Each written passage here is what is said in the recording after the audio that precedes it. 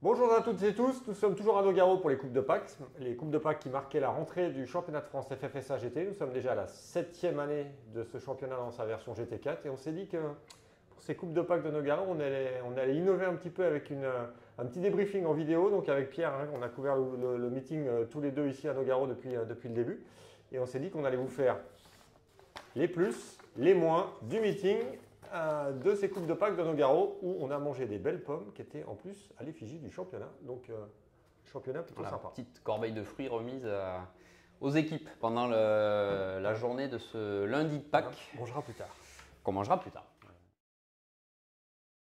Bon, Pierre, le plateau 2023, on avait une 29 voitures en 2017 lors de la première année du GT4 à Nogaro. Là, on est passé à 36. Bon, on en parlera tout à l'heure. En fait, il y a moins de 36 au départ, mais bon, petit problème. Quelques soucis. Et donc, le plateau, qu'est-ce qu'on peut dire? Le plateau, plus Je ou moins? pense que le plateau, on sera d'accord, c'est un plus. Comme chaque année, SRO a fait le plein, ce que tu disais Laurent. On a deux nouvelles équipes, on a les nouvelles voitures pour certaines équipes. Tout le monde a répondu présent. Je pense que c'est un plus sans conteste pour le plateau 2023. Effectivement, la progression est constante d'année en année, que ce soit en championnat de France FFSA GT ou en GT4 Europe également. Donc je pense que bravo SRO, les équipes ont répondu présent, les pilotes aussi. On est bien parti pour 2023. Et avec en plus, on peut le dire, une belle répartition entre les différents équipages AM, Pro-Am et Silver, ce qui est plutôt bien. On n'a pas une catégorie qui domine l'autre. On a Exactement. un nombre à peu près équilibré entre 10 et 12 par catégorie, donc ça c'est plutôt positif. On a aussi une belle diversité au niveau des marques. Et c'est sûr que Voilà. dire le 1 moins pour le plateau ne serait pas être très objectif. Non, non. Et puis, comme on disait, certaines équipes ont changé de monture. On en parlera aussi un petit peu après. Donc, ça permet un peu un renouvellement des forces en présence, mais la bagarre est toujours présente. Effectivement, une meilleure répartition permet une meilleure compétition.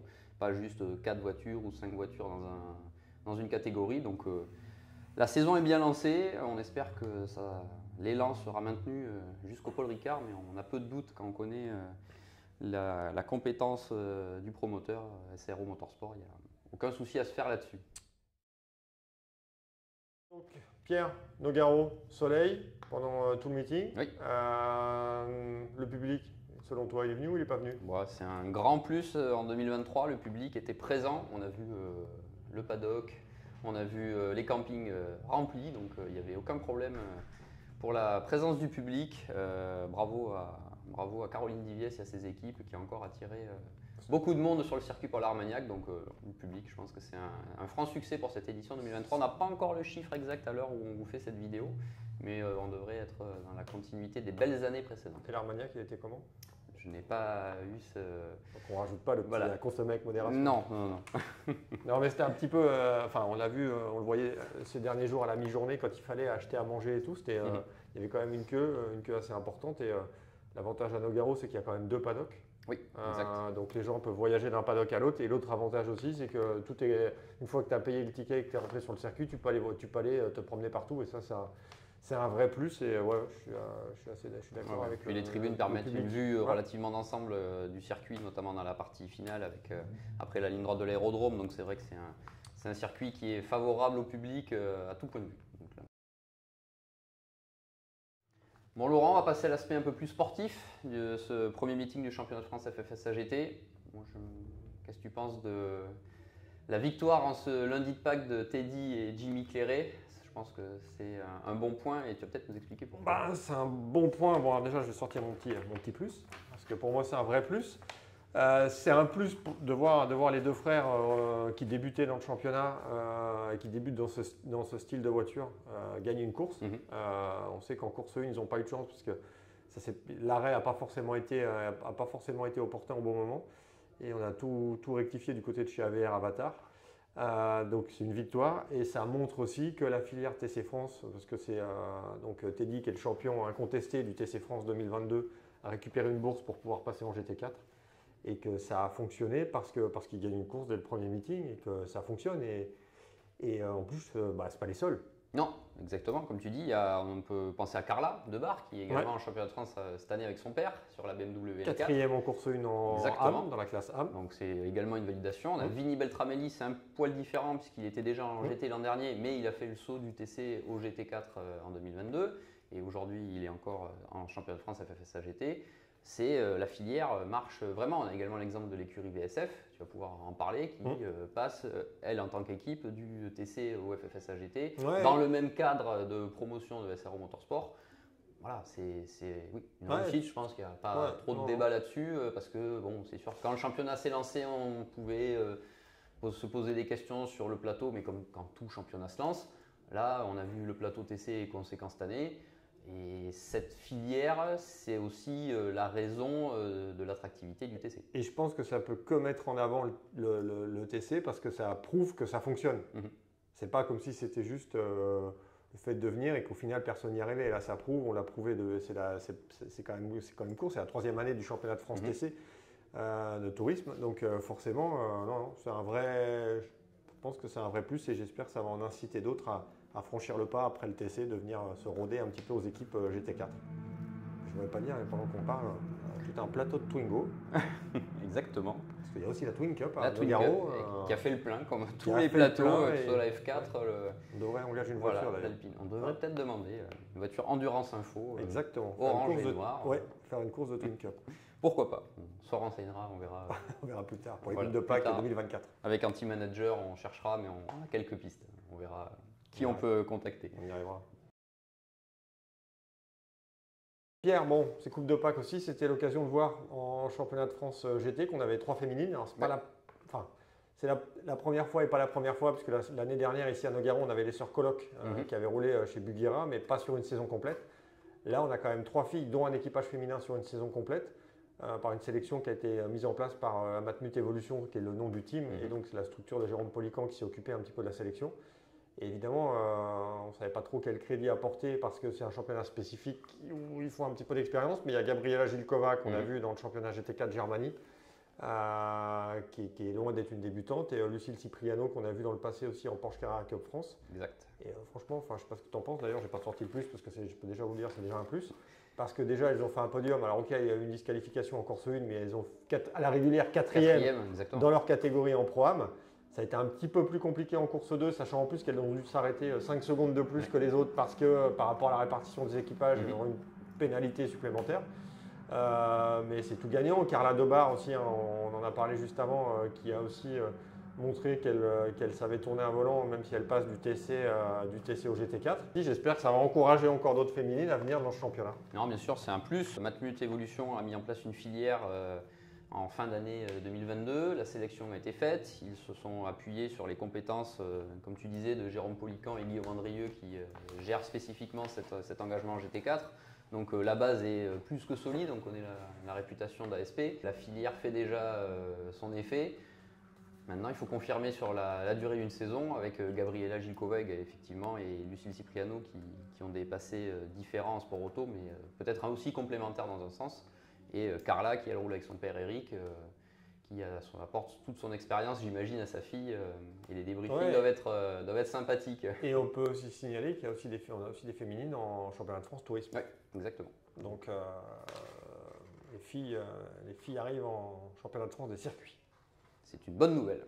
Exactement. Laurent, petit point négatif à mon sens, tu vas me dire ce que tu en penses, mais la liste des engagés cette année en championnat de France pour cette manche de Nogaro faisait apparaître plusieurs dérogations pour les pilotes. Tu vas nous expliquer un petit peu ce concept. Moi personnellement je mettrais un moins parce que ça fait déjà en fait beaucoup parler dans le paddock et pas forcément bien puisqu'on commence à un petit peu râler sur certaines de ces dérogations, donc explique-nous. Personnellement, je le mets en moins, je ne sais pas ce que tu en penses. Moi, je vais le mettre aussi en moins, mais c'est pas un moins spécifique au championnat, c'est un moins c'est un moins général au final avec toutes ces dérogations et ces catégorisations de pilotes. Bon, on est obligé de composer avec, on n'a pas le choix. Je pense que le système est un petit peu arrivé à bout. Et tu tiens compte d'une catégorisation, mais pour arriver à ce qu'un équipage arrive à rentrer dans les clous, donc tu mets une dérogation, donc tu rajoutes une étoile. C'est comme si tu dégradais un peu la classification du pilote pour qu'il puisse rouler avec son coéquipier. Donc après, évidemment, c'est quand même suivi de près parce que si les chronos sont bons, la dérogation peut sauter. Et là, c'est l'équipage qui saute du coup parce qu'il est plus éligible. Mais c'est sûr que je trouve que tu as un peu trop de dérogations quand même. Et ça crée quand même un peu de frustration au sein des différentes équipes.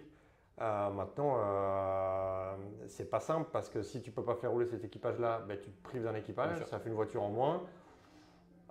Est-ce que cet équipage-là pourrait rebondir ailleurs, enfin être différent pour que ça puisse rentrer dans les cases peut-être. Mais on sait que le côté financier est quand même très important. C'est des programmes quand même qui coûtent quand même très cher. Donc bon, c'est un moins, mais le truc, c'est qu'il n'y a pas de solution miracle. Pour la catégorisation de pilotes en général, c'est soit on enlève tout et c'est open bar, on va dire, et tu fais ce que tu veux. Maintenant, on a avec les dérives qu'on peut connaître. Avec les dérives qu'on peut connaître, mais de toute façon, il y a déjà des dérives parce qu'on a des faux silver, des faux bronze. Bon, pas vraiment de faux platinum. Non. Mais bon, c'est un peu le jeu qui est comme ça et on n'a pas vraiment le choix. Donc là, bon. Pierre, bon, sur l'ensemble du meeting, on peut dire qu'il y a une équipe quand même qui a plutôt bien joué le coup, qui repart avec le maximum de points, c'est Saint-Eloque Racing avec les 2 pôles, les 2 victoires de catégorie, dont une victoire aussi au scratch, même si celle-ci ne rapporte pas de points, mais c'est quand même plutôt bien sur le plan du moral. Avec Christophe Hamon et Grégory Guilbert, on peut dire que ça se lance quand même très bien pour ce tandem qui était de toute façon redouté.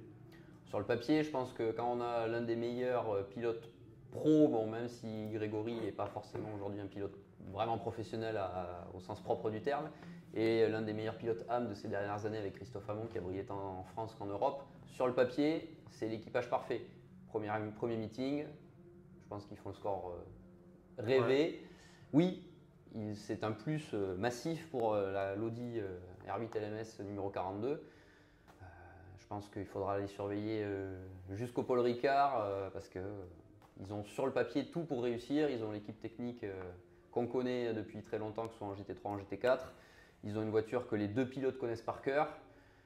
L'entente entre les deux, je pense que c'est toujours très important que les pilotes s'entendent très bien dans la voiture.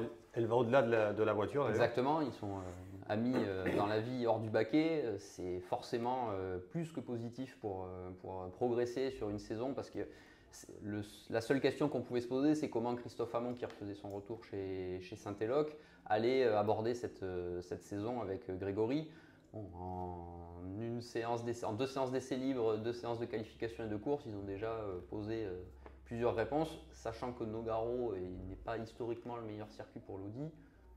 Je pense qu'ils ont fait passer un message comme quoi il fallait les surveiller. Greg, fais attention quand même parce qu'en fin de course 2, on a failli quand même voir Jim Pla quand même remonter quand même. Attention à ne pas trop s'endormir. Hein. Mais par contre, effectivement, il a dû gérer sa fin de course, mais on a vu justement sa science de la gestion de course, à ne pas se battre inutilement avec les pilotes silver et c'est là où ça peut faire la différence. Et la 42, ce n'est pas la seule satisfaction pour le team de Sébastien Chétaille parce qu'il y a aussi la voiture qui roule rame. Hein. Exactement, mais Grégory Curson fait celle, en plus tout seul, donc alors ça peut avoir ses avantages et ça peut avoir ses inconvénients. Mais hier, il était déjà en course 1, effectivement, il était déjà bien en verve. Bon, malheureusement, le sort de la course n'a pas tourné en sa faveur, mais aujourd'hui, il a fait une course parfaite dans le top 5 en début de course. Il a bien géré aussi les différences de catégorie, à ne pas se battre inutilement avec des silver ou des pro-am. Et au final, ça fait une première victoire pour lui cette année en championnat de France. C'est quasi parfait parce qu'il y a un petit bémol à mettre pour Saint-Eloque Racing. Je suis assez d'accord. Un petit bémol avec la troisième voiture donc, de l'équipe, hein, celle de Vinny Beltramelli et Erwan Bastard, qui est quand même le double champion France-Europe en titre. On attendait peut-être un petit peu mieux. Alors, c'est pas, je sais pas, soit il y a un chat dans la voiture ou je ne sais pas, mais je veux dire, Erwan, on connaît sa pointe de vitesse, on connaît sa connaissance de l'Audi, on sait ce qu'il vaut et c'était pas un week-end pour cette voiture-là. Non, clairement. Très difficile à expliquer. On a pu échanger un petit peu avec les personnes de chez Saint-Eloque et voilà, il va falloir effectivement, je pense, débriefer ce meeting parce que clairement sur le papier, Erwan connaît par cœur la voiture, même s'il est passé en GT3 depuis, donc forcément il y avait un petit temps de réadaptation, mais il connaît par cœur le setup de cette voiture, comment ça doit fonctionner. Vinny, certes, n'a pas l'expérience de l'Audi, mais avec Erwan comme professeur, je pense qu'on ne pouvait pas trouver mieux pour cette voiture. Après, Voilà, il y a un petit quelque chose à trouver sans doute chez Saint-Etienne. Ouais, après, bon, la course 1 n'a pas eu de chance non plus parce qu'elle s'est fait harponner. D'ailleurs, en course 2 En aussi, course 2 également. au même endroit. Voilà. Pas par la Avec même quelques voiture, du coup, dégâts sérieux mais, sur la portière. mais ouais, c'est bon. Mais dans l'ensemble, bon, il n'y a pas grand-chose à dire. Non, mais sur la on fait prestation, confiance à l'équipe pour rebondir dès Manicourt. On sait qu'ils ils essaieront d'être dans le coup, ils feront ce qu'il faut. En tout cas, c'est sûr qu'ils feront ce qu'il faut. Et on n'a aucun doute que Vini Beltramelli, puisque Erwan pour l'instant c'était pour c'est un Nogaro, one-shot. reviendra à une position plus enviable. On parlait d'accidents, d'accrochage dans le peloton. Il y en a eu peut-être un peu trop, Laurent, ce week-end. On va dire que c'est un moins. On va dire que c'est un moins. Alors, le moins, il n'est pas très gros, mais ce serait même tiens, on peut même en mettre deux. Surtout en course 1, même avant d'ailleurs, parce qu'on a eu quand même 4 forfaits. Ouais, clairement, à mon goût, trop d'accidents, trop d'accrochages inutiles, trop de tôles froissées. Alors évidemment, le public, lui, peut être content, mais quand déjà, tu vois, une Aston Martin que tu retrouves sur le toit, des voitures qui ont quand même souffert, on est quand même au premier meeting de la saison et la première course, et il y a eu clairement trop d'accrochages inutiles. Alors évidemment, tu as une balance de performance, des voitures qui sont très proches les unes des autres. Ça oblige aussi les pilotes à essayer de se faufiler, essayer de trouver l'ouverture sur un circuit de Nogaro qui n'est pas simple. Maintenant, on a aussi entendu que Nogaro n'était pas forcément adapté. Alors ça, je veux dire, on a fait rouler des GT1 ici du temps des Maserati MC12 et des Corvettes. Il n'y a jamais eu de problème. Non. On ne va pas non plus me dire que Nogaro n'est pas adapté. C'est le même circuit où ces GT1 roulaient à la fin des années 2000.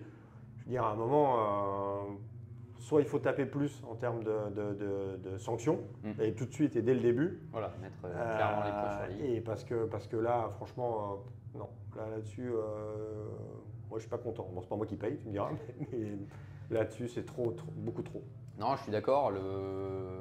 Effectivement, l'Aston Martin sur le toit pour entamer la saison, c'est pas bien pour l'équipe parce que ça fait dans le budget une dépense clairement pas prévue. C'est pareil pour tout le monde. De la casse, on connaît les budgets aujourd'hui, comme tu disais tout à l'heure, c'est beaucoup d'argent et autant de casse d'entrée de jeu, ça ne devrait pas arriver. Après, oui, il y a de la bagarre, oui, il y a des contacts voulus ou non. Voilà, il faut peut-être effectivement mettre un peu le haut là ou un gros drapeau jaune, gros carton jaune d'entrée de jeu. Et puis il y a deux choses à souligner, c'est que les primes d'assurance d'année en année augmentent fortement, que c'est de plus en plus compliqué pour les équipes de trouver des assurances. Et puis l'autre problème, c'est que les constructeurs n'ont pas non plus un stock de pièces. Surtout en ce moment, on sait que c'est difficile. Très conséquent, et il va falloir changer des châssis. On a quand même 4 châssis qui sont pliés, quand même, ce qui est quand même pas rien, plus les autres voitures, plus les pièces. Donc ouais, ça, pour moi, c'est la vraie note négative. Ouais. Pierre, on a mis aussi en avant, donc on a parlé tout à l'heure de la bonne tenue de Saint-Élope. On a aussi une autre équipe aussi qui, alors, je ne sais pas si on peut dire qui débutait, mais au moins une nouvelle structure avec la Matmut, enfin le team Matmut Evolution qui faisait rouler 3 Toyota. Même si on sait que derrière, dans l'arrière-cour, on sait que c'est des gens qu'on a l'habitude des têtes connues qu'on a l'habitude de voir chez Acodis ASP, le team de Jérôme Polican. Exactement. Mais il a quand même fallu changer de voiture et ça a plutôt bien réussi, alors qu'on est passé d'une Mercedes à une Toyota, ce qui est un petit peu l'inverse entre le moteur, le châssis et tout, c'est un peu différent. Et au final, on s'en est bien sorti du côté de Jim Pla et Jean-Luc Boblik. Jim a fait une terrible remontée en course 2. Et puis la course 1, donc ça fait quand même 2 podiums en 2 courses. Donc ça, c'est quand même beau. On a parlé des filles tout à l'heure, donc qu'on fait une belle tenue. Et puis la voiture d'Enzo Joulier en silver et de Étienne Chély qui a aussi brillé aussi dans sa catégorie. Et c'est aussi une belle prestation. Donc pour moi, ça mérite un plus parce que alors ok, on sait l'équipe qui est derrière. Maintenant, on a fait quand même quelques essais, mais c'est aussi une nouveauté. Donc ça fait partie des bonnes tenues pour moi du meeting. Plutôt d'accord, plus rien à dire sur la prestation d'ensemble. Jim Pla, Jean-Luc Boblik, toujours présent. Je pense que dans la question de la régularité, ils sont passés maîtres. Cher à Thomas Bastin, régularité. Cher à Thomas Bastin. On peut pas enlever toute l'expérience qu'ont les troupes de Jérôme Polican et donc de Guillaume Andrieux ici, en GT3, en GT4. Oui, il y a eu un changement de voiture. Ils ont trouver, je pense, chaussures à leurs pieds au niveau de l'exploitation. Il y aura forcément une courbe d'apprentissage. Elle n'a pas l'air trop abrupte au vu des résultats de ce meeting. Maintenant, il faut confirmer. Les filles ont été très performantes, aucun problème pour ça, on en a parlé. Étienne Chély et Enzo Joulier ont été présents tout le meeting. Pour l'instant, rien à dire de ce côté-là. Ils trouveront sans doute des améliorations au niveau du setup de la Toyota qui possède un moteur assez exceptionnel de ce qu'on a pu voir, notamment dans la ligne droite. Ce qui change un peu de la Mercedes. Ce qui change un peu de la Mercedes. La Mercedes a ses avantages et ses inconvénients, la Toyota a les siens, mais là, le moteur de la Toyota a bien aidé. On verra sur les autres meetings où peut-être déjà à Manicourt, le moteur de la Toyota devrait être un atout assez favorable pour les équipes qui exploitent la voiture. Voilà, Matmut Evolution en 1, course 1, plus. Rien à dire, mais à confirmer. Je suis d'accord, ok, on est plutôt pas mal. On espère que ce petit débriefing en vidéo, ça vous aura plu. C'est un petit peu, en plus on va pas se mentir, c'est un peu plus court que d'écrire un article avec un débriefing, donc c'est un peu plus facile.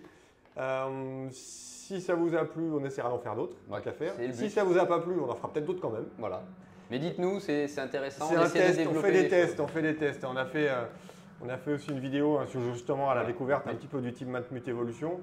Bon, encore pas trop calé devant une caméra, donc pas trop ma cam. On ne l'est pas, c'est pas voilà. Mais bon, on va essayer d'en faire un petit peu plus, faire un peu plus de vidéos, donner un petit peu plus de vie aussi à Endurance Info pour essayer aussi d'aller sur des formats un petit peu différents. On le fera aussi, j'espère, dans le cours de l'année avec d'autres championnats. On va aussi faire je pense des grands formats aussi avec des pilotes. Donc s'il y a des pilotes que vous aimeriez, avec qui on discute un peu plus longuement sur leur parcours, leurs envies, leurs ambitions, leur futur et tout, n'hésitez pas à nous le faire savoir et on essaiera d'en tenir compte et on arrivera bien à trouver des pilotes qui vont répondre favorablement à notre appel ou des équipes d'ailleurs. Exactement, mais bon, on n'est pas trop inquiet là-dessus. Ça devrait aller. Laurent, rendez-vous Manicourt. Rendez-vous Manicourt, c'est la prochaine manche au mois de mai. Mais rendez-vous Manicourt. Merci. Merci. Bye bye. Et mangez des pommes.